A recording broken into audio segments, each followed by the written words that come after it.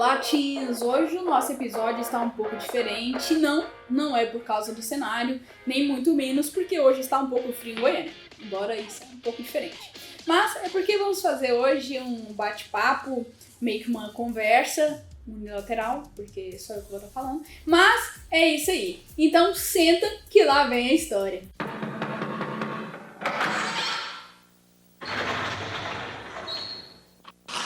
Senta que lá vem a história. Sentou? Tá confortável? Então, bora lá!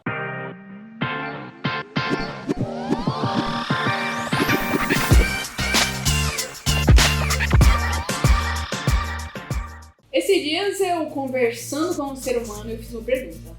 O que você gostaria de fazer da vida? A resposta dele foi, não sei. Eu já pensei em ser astrônomo, olhar planetas, olhar estrelas. Astrônomo faz isso, né? Ok. Ou então ser atirador de elite. E eu fiquei pensando muito nisso, porque são coisas bem distintas. E, na verdade, o que ele quer fazer da vida foi dito logo no início. Eu não sei. E eu pego essa mesma pergunta e jogo pra você. O que você quer fazer da vida? O que você olharia e poderia falar, nossa, eu me orgulharia de fazer isso? Ou então eu sentiria muito feliz de fazer isso. É uma coisa que eu gosto muito de fazer, é uma coisa que eu sinto uma realização, é uma coisa que queima no meu coração. Às vezes você já sabe a resposta, ou às vezes você pensa que você sabe, mas você pode ainda não saber.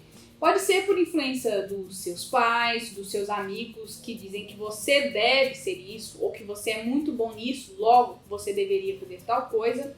Ou às vezes você realmente é igual esse ser humano que eu perguntei. O que você quer fazer e ele não sei. E você também pode não saber. E não tem problema nenhum nisso, tá, gente? Porque Deus, ele tem um tempo dele para revelar a vontade dele para nós. E isso diferencia muito de pessoa para pessoa. Então a gente não precisa ter essa pressão, o que eu vou fazer da vida, eu tenho que definir agora, qual ministério que eu devo atuar, onde que Deus me quer, na verdade, o que Deus quer de mim? Às vezes você ainda pode estar nessa pergunta aí e não preocupe, no momento certo Deus vai falar com você. E hoje eu vou te contar uma história e eu quero que você pare, que você concentre aqui comigo um pouquinho e dê asas à sua imaginação, tente pensar no cenário que eu vou descrever aqui para você. Está em Mateus 4,18 e eu vou ler. Caminhando junto ao mar da Galileia, Jesus viu dois irmãos, Simão, chamado Pedro, e André. Eles lançavam as redes no mar porque eram pescadores. Jesus lhe disse, venham comigo e eu os farei pescadores de homens. Então eles deixaram imediatamente as redes e o seguiram. Aqui a gente mostra Jesus à beira do mar, visualiza aí, tá? Encontrou duas pessoas que sabiam o que queriam, sabiam o que queriam fazer da vida e estavam fazendo. Eles eram o quê? Pescadores e estavam pescando. Mas ao encontrar com Jesus, ele fez um chamado para eles mudarem a sua atuação. Pararem de ser pescadores de peixe e seguirem Jesus, se tornando pescadores de homens. E estes homens, assim que receberam o chamado de Jesus, largaram aquilo que eles achavam que era o propósito, o objetivo da vida deles e começaram a seguir Jesus e se tornarem pescadores de homens. Eu imagino como que esse encontro deve ter sido, assim, no mínimo, bem impactante, né? Porque ele mudou todo o conceito que a pessoa tinha dela mesmo, né? E o que as outras pessoas tinham dessa pessoa. E imaginem só, gente, Jesus fala, seja pescadores de homens. Isso é uma coisa assim, um tanto que abstrata, né? Assim, não vê ninguém pescando um homem com uma vara. Então, as pessoas seguiram, aceitaram o chamado de Jesus, mesmo não tendo uma certeza do que aquilo iria constituir, que aquilo era certinho que ele deveria fazer. Olha que interessante. E você quer ver como que essa questão do que fazemos é tão forte que acaba que nos define. Então faz um teste aí. Pergunte para um adulto, qualquer um. Pode escolher, seja livre. Começa aí por alguém da sua casa, algum conhecido, alguém que você encontrar aí e você vai fazer uma pergunta. Quem é você? Normalmente a pessoa vai começar com uma coisa simples, com um nome. Então, por exemplo, eu falaria, se alguém perguntasse, quem sou eu? Eu falaria, sou Rafaela. Aí eu começo com o quê? Falar das minhas relações familiares. Então, sou Rafaela, filha da Joana. Então você poderia dizer, por exemplo, eu sou Juan, filho da Cíntia. E depois eu posso continuar falando das minhas relações familiares. Sou casada com o Bruno, sou irmã da Roberta. E você pode começar descrevendo isso, mas logo depois, preste atenção, a pessoa vai falar o que ela faz. Eu sou dentista. Eu sou médico. Eu sou a Laura, jornalista. Eu sou fulano, estudante. Então aquilo que a gente faz, gente, tem uma influência muito grande de definir quem nós somos. E vamos deixar isso um pouco mais prático ainda. Imagine que você está conversando com outra pessoa e você pergunta, você conhece o Neymar? E a pessoa, mas que Neymar? Aí você fala o quê? O jogador de futebol. Você conhece o Gabriel? Mas que Gabriel? O surfista, campeão brasileiro. Olha como que as coisas que as pessoas fazem ajudam muito a definir quem elas são. Então, voltando aqui para a nossa história, Jesus, quando viu Pedro e André, ele pediu para que eles mudassem o que eles estavam fazendo. Para que eles deixassem aquilo que era a atividade dele, aquilo que basicamente definia eles também, para fazer outras coisas. Ser pescador de homens. E isso ia mudar completamente a vida deles, como você vê ao longo dos evangelhos na Bíblia, né? Como isso teve um impacto gigantesco na vida desses homens. E eles prontamente, após esse encontro com Jesus, largaram tudo que estavam fazendo, a Bíblia diz que eles deixaram as redes ali e seguiram Jesus. Foi uma coisa, chamou, tô indo, uma coisa imediata. Eles andaram junto com Jesus ali uns 3 anos, aprendendo muito e tal, mas houve um tempo, gente, que Jesus morreu. Então esse tempo deles juntos acabou. E pronto, e agora? O que a gente vai fazer, né? Então eu quero que você acompanhe essa história comigo e vamos ler na Bíblia para ver o que aconteceu. Andaram com Jesus 3 anos e agora? Depois disso, Jesus se manifestou outra vez aos discípulos junto ao mar de Tiberíade. Foi assim que ele se manifestou. Estavam juntos Simão, Pedro, Tomé, chamado Dídimo, Natanael, que era de Caná da Galileia, os filhos de Zebedeu e mais 2 discípulos de Jesus. Simão Pedro disse aos outros: Vou pescar. Os outros responderam: Também nós vamos contigo. Foram, entraram no barco, mas naquela noite não pegaram nada. Ao romper o dia, Jesus estava na praia, mas os discípulos não reconheceram que era ele. Jesus lhe perguntou: Filhos, será que vocês têm aí alguma coisa para comer? Eles responderam: Não. Então Jesus disse: Jogue a rede à direita do barco e vocês acharão. Assim fizeram e já não podiam puxar a rede. Tão grande era a quantidade de peixe. E o discípulo, a quem Jesus amava, disse a Pedro: É o Senhor! É o Senhor. A saltarem em terra, viram ali umas brasas com peixes por cima e também havia pão. Jesus lhe disse: Tragam alguns dos peixes que vocês acabaram de pegar. Depois de terem comido, Jesus perguntou a Simão Pedro: Simão, filho de Jonas, amas-me mais do que estes? Sim, Senhor. Tu sabes que te amo. Apacenta os meus cordeiros. Jesus perguntou a ele pela segunda vez: Simão, filho de Jonas, amas-me? Sim, Senhor. Tu sabes que te amo. Pela terceira vez, Jesus lhe perguntou: Simão, filho de João, você me ama? Pedro ficou triste por Jesus ter perguntado pela terceira vez: Você me ama?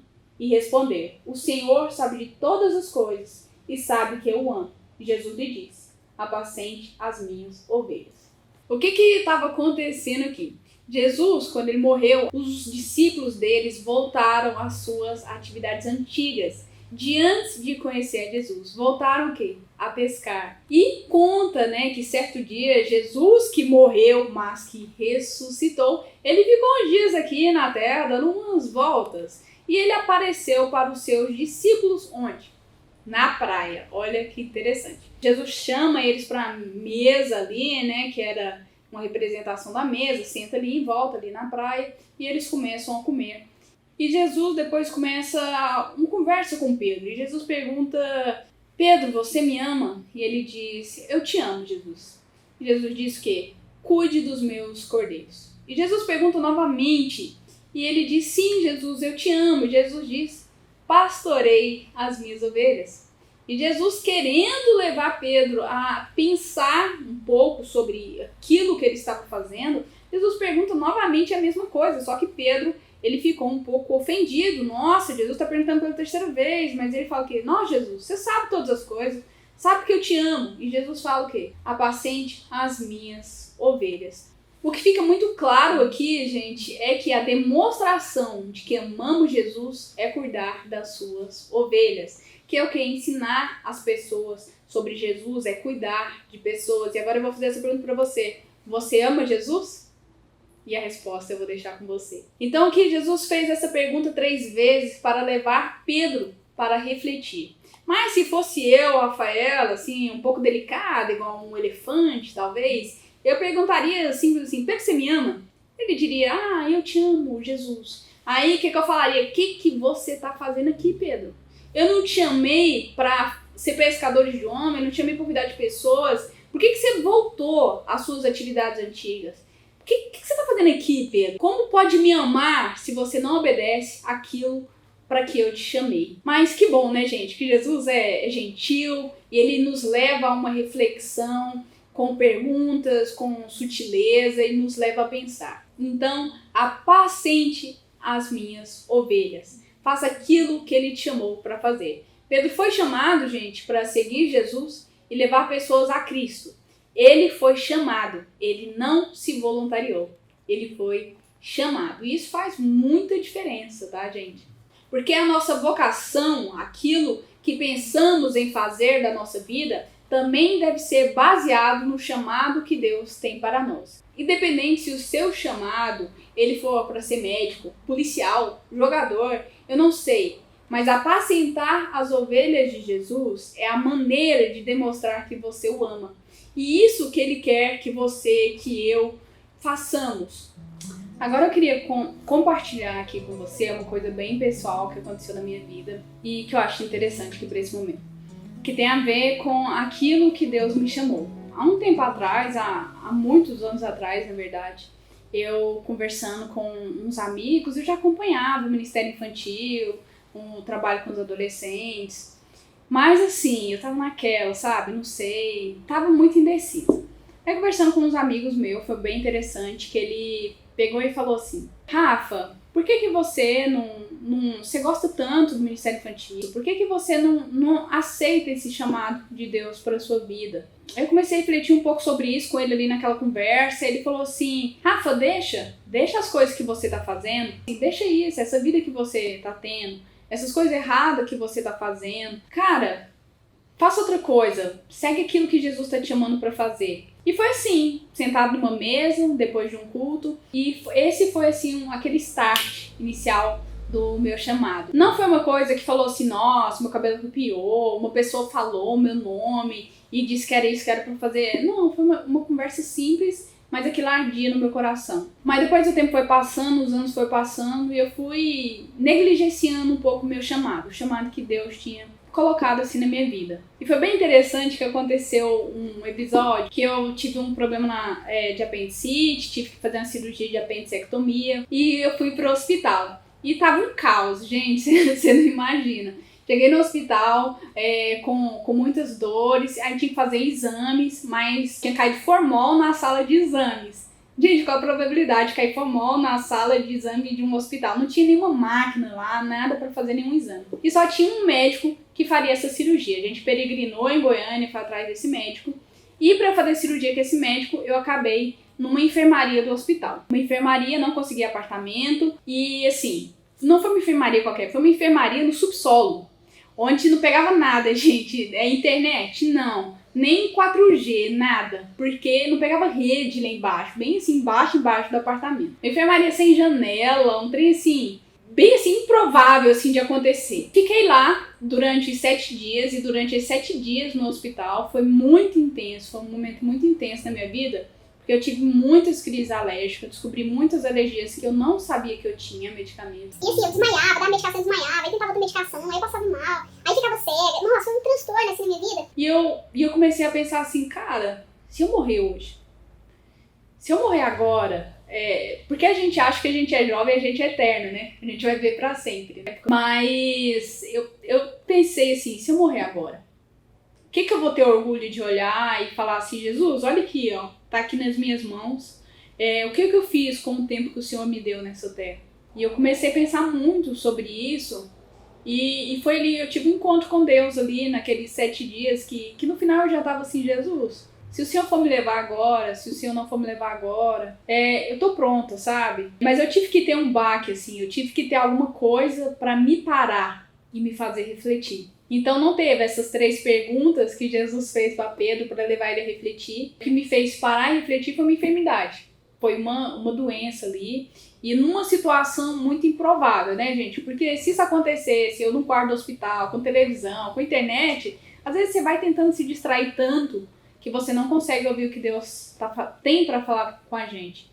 E às vezes a gente tá nisso. Às vezes você não sabe o que Deus quer pra você, o que Deus quer pra sua vida, qual a sua vocação, porque você tá numa atividade tão grande que você não consegue parar e ouvir Deus. Se isso aconteceu comigo, isso não significa, Deus vai me colocar no hospital. Não, gente. Mas Deus usa maneiras diferentes para falar com pessoas diferentes. E Deus pode estar usando esse vídeo, que eu hoje não quis fazer muita gracinha, o que sai muito do meu padrão, porque eu faço muitas piadas ruins. Mas eu quis uma coisa assim pra gente parar e ter uma conversa. Uma conversa que eu queria que, se eu tivesse a sua idade, alguém sentasse e tivesse comigo. Eu não tive isso. E então Deus pode usar isso pra você parar e refletir. O que Deus quer de mim? O que eu posso olhar pra minha vida e falar, Deus, olha o que eu tô fazendo com o tempo que você tá me dando. Então, primeira coisa, a gente tem que parar um pouco e escutar o que Jesus tem pra dizer pra gente. E, assim como Pedro, a gente tem que parar tudo e obedecer o chamado de Jesus. Mesmo que às vezes não fique tão claro, porque assim, pescadores de homens, Jesus, o que é isso, né? Mas independente de onde Deus te quer, o que Ele quer de você é que você apacente as ovelhas. Então é isso, gente. Eu espero que você tenha gostado desse episódio. Eu sei que foi outra vibe, mas eu acho necessário. Então, quero que você tire um tempo agora. Sim, agora. Por quê? Porque depois não vai, entendeu? Depois você esquece, a gente sofre de amnésia temporária. Então é aquela coisa. Tira um tempo agora e reflete um pouco sobre isso. E pede assim, Jesus, fala comigo. O que você quer de mim? Eu quero fazer aquilo que você quer pra minha vida. É isso, gente. Tira esse momento agora, ore. Você sabe que a equipe toda do Saltinho está disponível. Se você quiser conversar mais sobre isso, manda uma mensagem pra gente, que a gente tá aqui pra você a hora que você quiser. E é isso. Até a próxima, se Deus quiser. Pedro, você não sabe mais usar as redes. Você desaprendeu a navegar. Ô Pedro, você parece que está preocupado. Lave suas redes e volte a pescar.